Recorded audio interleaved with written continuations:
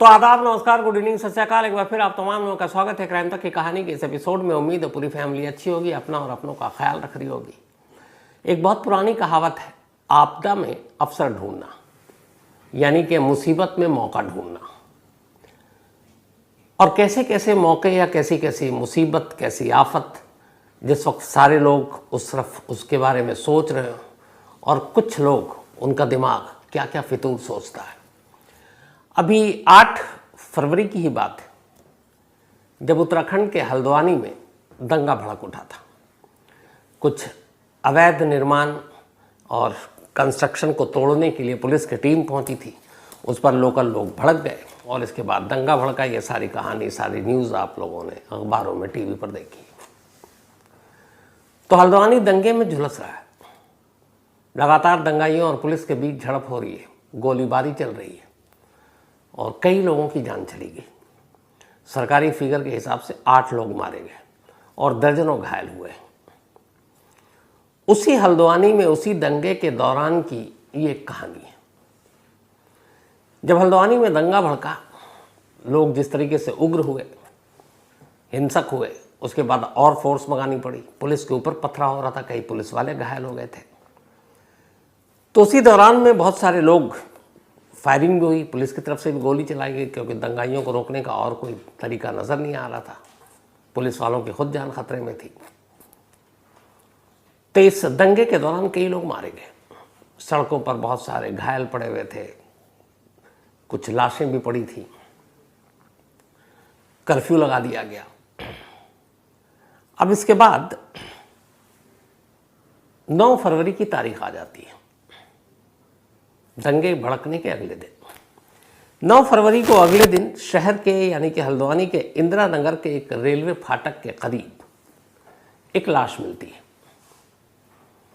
उस लाश को जब पुलिस को बताता है, पुलिस जाती है, देखती है, पूरी लाश खून से तरबतर और एक नौजवान की लाश थी। पहली नज़र में देखकर साफ था कि यह भी दंगाइयों का शिकार हो गया, और या फिर यह भी हो सकता है कि क्रॉस फायरिंग में पुलिस की ही गोली से मारा गया। पुलिस मौके पर पहुंचती है, उस लाश को देखती है, लाश की तफ्तीश करती है, उसके कपड़ों की तलाशी लेती है। जब तलाशी लेती है तो नसीब अच्छा था, 2 चीज़ें मिलती हैं। एक उसका आईडी पर्स में और दूसरा उसका मोबाइल फ़ोन।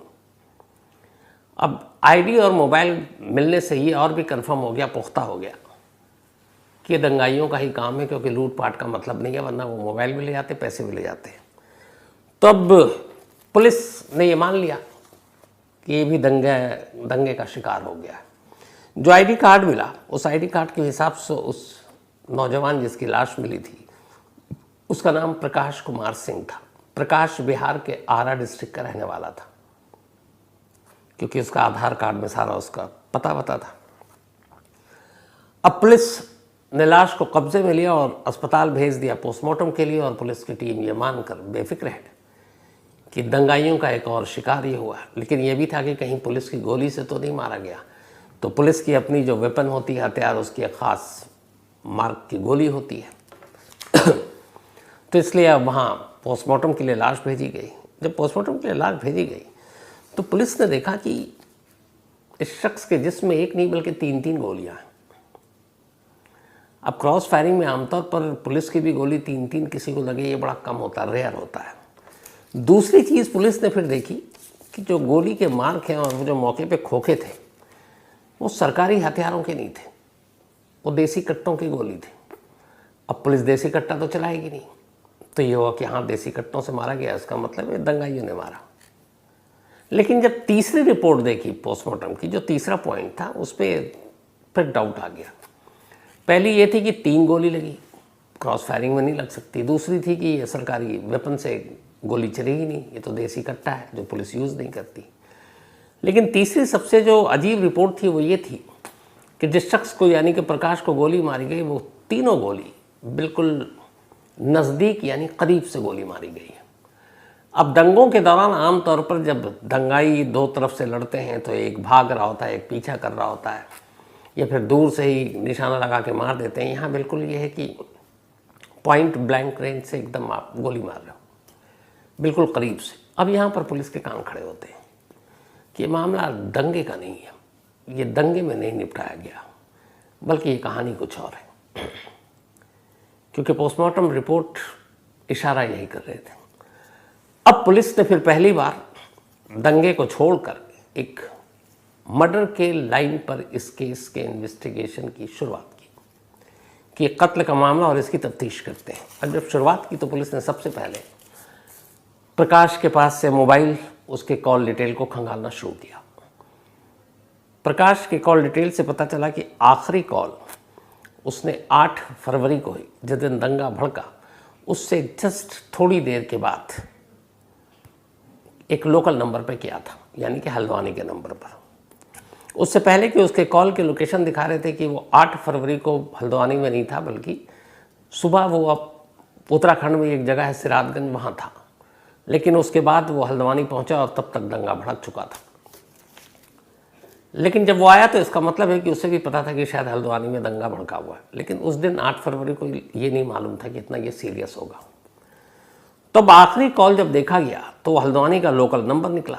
जब हल्द्वानी का लोकल नंबर निकला तो फिर पुलिस की टीम उस लोकल नंबर को ट्रेस करती है, उसका नाम पता निकालती है और पुलिस चौंक जाती है। वो जो आखिरी कॉल किया गया था वो एक प्रियंका नाम की महिला का नंबर था और प्रियंका हल्द्वानी की रहने वाली थी। अब पुलिस की टीम प्रियंका के घर पहुंच गई। जब प्रियंका के घर पहुंची, प्रियंका से उसने अभी पूछताछ ही की, तब तक दूसरा शॉक, दूसरी बार पुलिस चौंकी। वजह ये थी कि प्रियंका कोई और नहीं बल्कि एक पुलिस कांस्टेबल की पत्नी थी और पुलिस वालों को देखकर भी उसने उसी तरह बिहेव किया कि हमारे हस्बैंड है और अभी इस वक्त हल्द्वानी में लॉ एंड ऑर्डर बिगड़ा हुआ है तो वो ड्यूटी पर है। अब पुलिस को लगा कि ये क्या मामला है, हमारे डिपार्टमेंट के एक पुलिस वाले की पत्नी और आखिरी कॉल उसने किया। तो खैर उसने उससे पूछताछ शुरू की कि एक कॉल आया था, आप क्या ऐसे जानती हो? क्योंकि अभी तक ये मालूम नहीं है कि ये जो प्रियंका है ये है क्या, उसकी दोस्त है, कातिल है, क्या है। तो वो पूछताछ करती है, वो बताती है कि मेरे पति अभी वहाँ हैं। वो फिर अपने पति को फ़ोन करती है, पति आता है। जो उत्तराखंड पुलिस का कांस्टेबल था उसका नाम वीरेंद्र है। अब वो भी घर पहुँचता तो पुलिस को देखकर पहले चौंकता है। अब इसके बाद पुलिस मोबाइल को खंगालती है और प्रकाश की जो खंगालती है तो पता चलता है कि ऐसे बहुत सारे कॉल हैं जो प्रकाश और प्रियंका के बीच में हुए।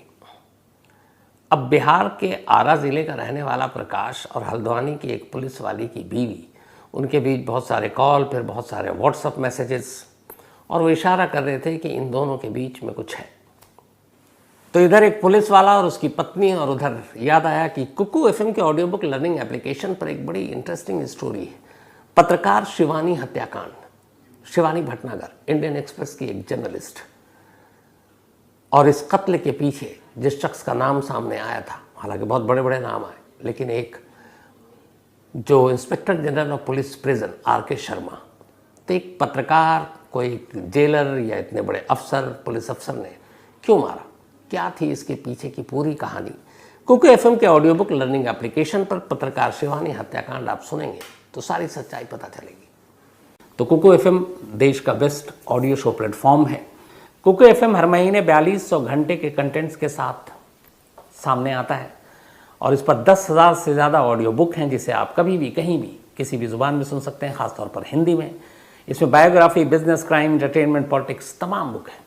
और क्राइम तक फैमिली के लिए ख़ास ऑफ़र है कुकू एफएम ऐप की तरफ से, और वो ऑफ़र है इस बार 50% डिस्काउंट।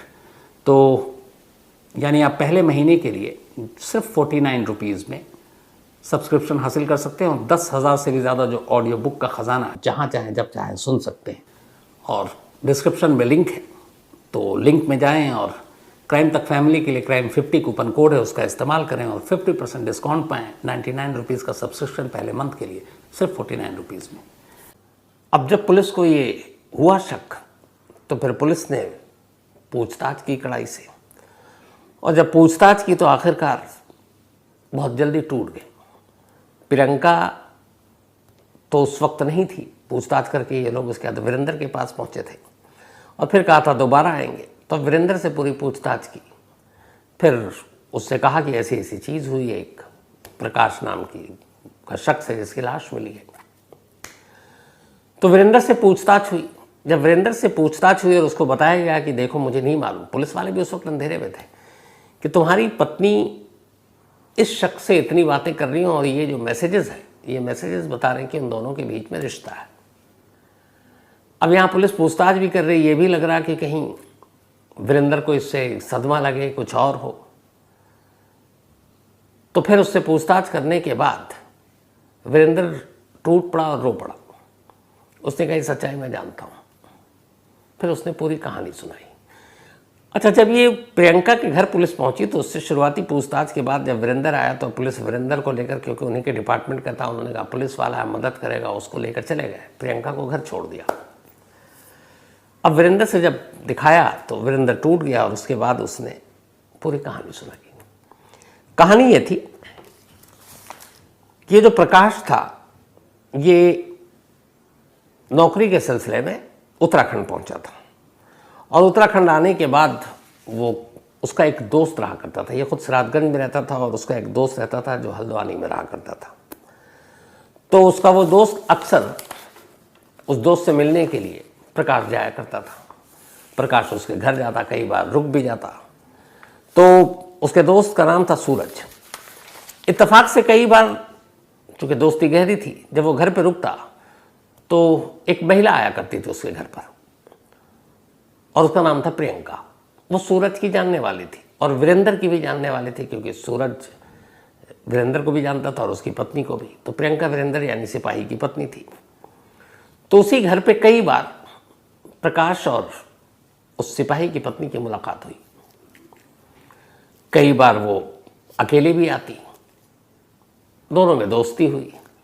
फिर बहाने ढूंढने लगा प्रकाश और वो अक्सर अपने दोस्त सूरज के घर आ जाता और उसकी इन्फॉर्मेशन प्रियंका को पहले से होती, तो प्रियंका उससे उसके दोस्त के घर पर मिलने आती। ये सिलसिला महीनों चलता रहा। अब दोनों एक दूसरे से प्यार करने लगे, दोनों के बीच बेहद नज़दीकियाँ हो चुकी थी। वक्त बीतता गया। अभी तक लेकिन इनके रिश्ते की खबर किसी को नहीं थी, खुद वीरेंद्र को भी नहीं थी। शायद ये रिश्ता भी और आगे परवान चढ़ता। लेकिन इसी दौरान में